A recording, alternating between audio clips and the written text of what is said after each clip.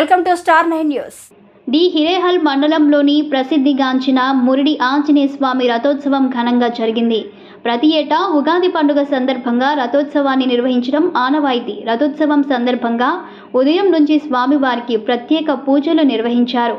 సుప్రభాత సేవతో స్వామివారికి పంచామృత అభిషేకం, వెండి కవచ స్వర్ణ భర్గవచ ఆకుపూజ, పవనామ, తారక హోమాలు తదితర పూజా కార్యక్రమాలు జరిగాయి.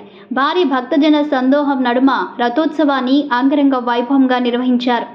ఎలాంటి అవాంఛనీయ సంఘటనలు చోటు చేసుకోకుండా D Hirehal sub inspector Guruprasad Reddy బందోబస్తు ఏర్పాటు చేశారు.